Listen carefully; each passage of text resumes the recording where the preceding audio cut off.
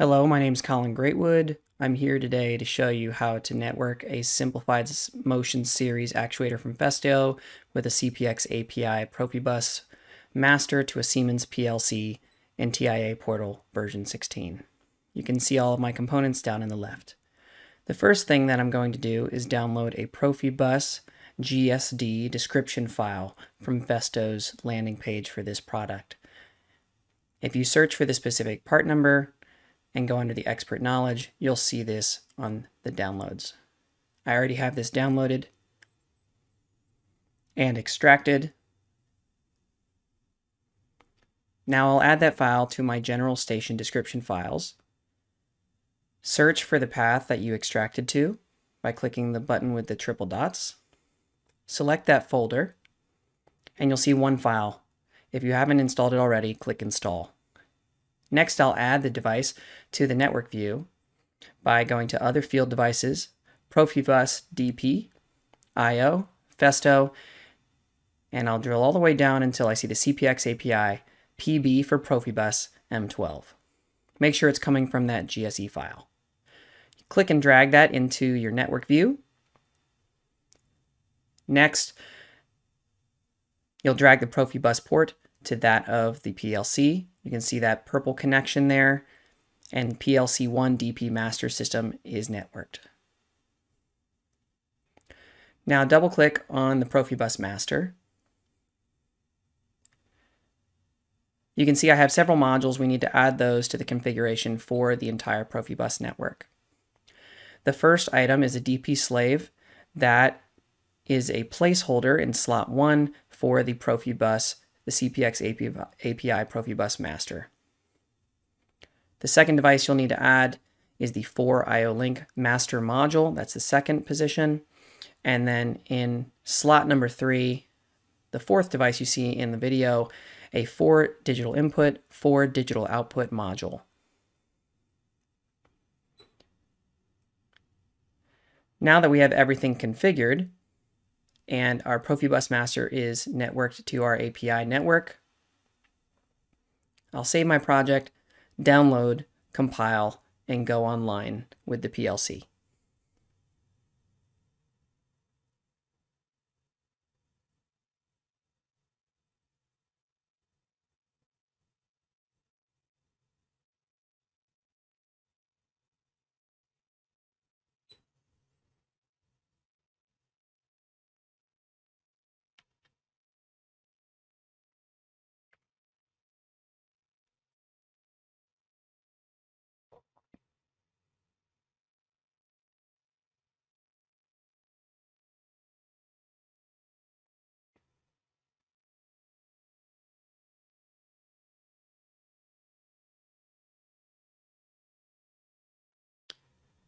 The network lights on the API Profibus master will go all green, as you can see in the left-hand video.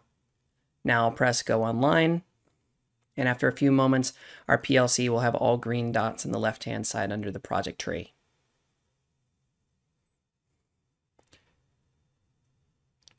Notice on the IO-Link master that the port 0, which is the top port, which has a device connected to it, Simplified Motion Series, is not green. This is because the port is not yet activated on the Profibus master. Go offline, select the IO-Link master, and go to Properties. At the bottom of the screen, you'll see the properties for that 4 IO-Link master module. Select Device-Specific Properties and scroll down. You'll find 0 port mode. The port mode is deactivated by default. And you can see that in the light. If there was a connected device that's IO-Link enabled, that should come on green. You'll need to change this to IO-Link Autostart, or IOL_Autostart. Then save your project, compile, and download again.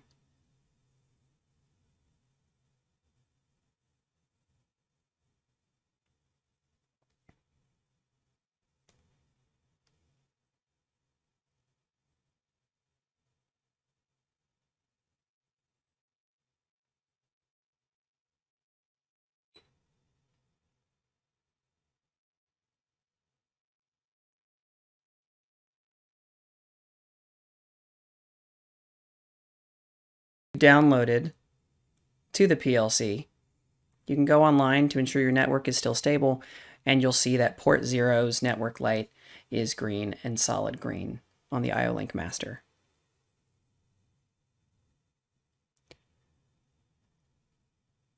Next, return to the EPCS or SMS device landing page at festo.com.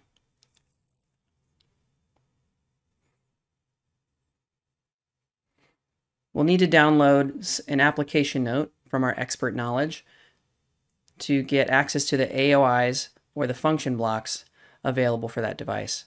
Go to the downloads for that device, expert knowledge, and then search for Simplified Motion Series Control with Siemens PLC. That app note, you can download it, which we've already completed here.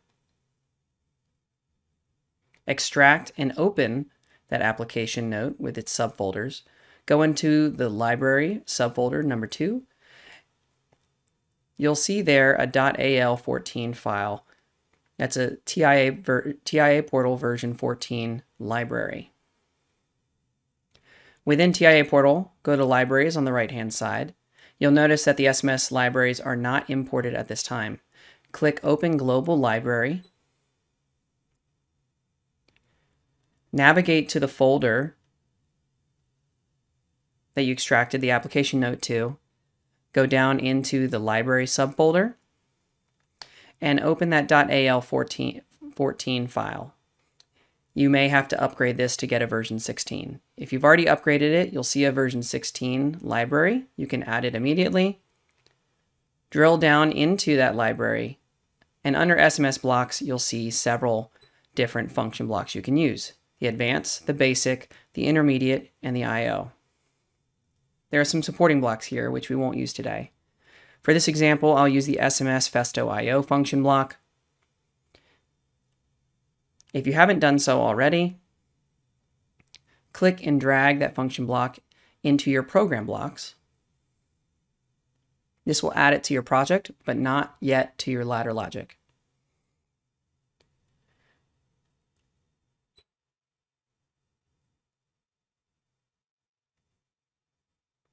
Next, under PLC data types, you'll need to add some supporting files to make that function block work.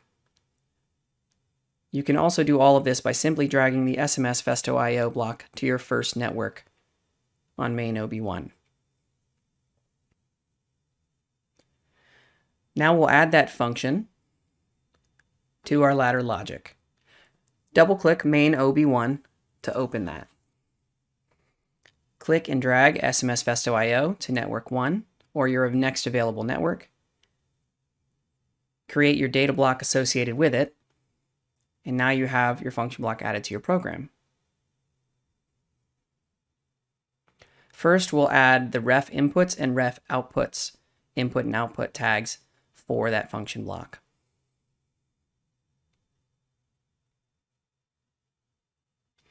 In order to determine exactly what to add here, return to your device view for the CPX-AP-I Profibus module. Notice that the input and output addressing starts at byte 2, inputs going from 2 to 13, and output bytes 2 to 9.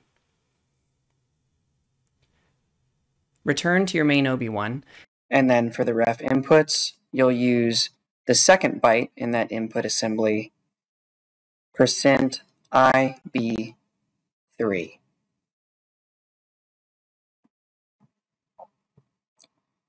Repeat for ref outputs. The second byte of that assembly was %QB3. Then add the remaining tags from the data block. I'll compile this program.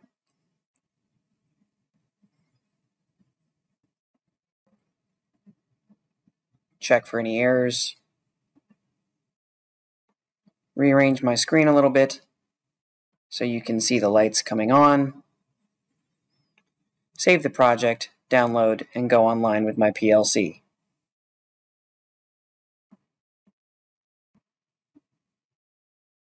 Once I have all green lights, I'll turn my monitoring on.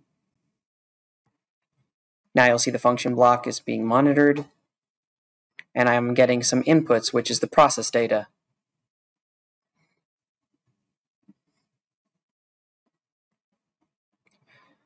In order for the function block to process the remaining inputs and outputs, I will toggle the X enable input from false to true. On the output side, you'll see X enabled go from false to true, indicating that the function block is now working, and that X state in and X state device are now true, indicating that the rod is in or closer to the motor.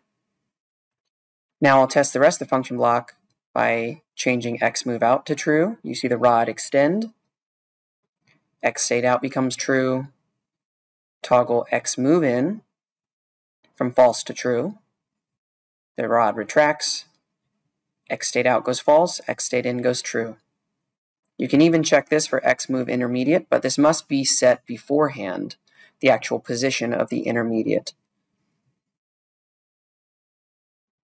Thank you for your time.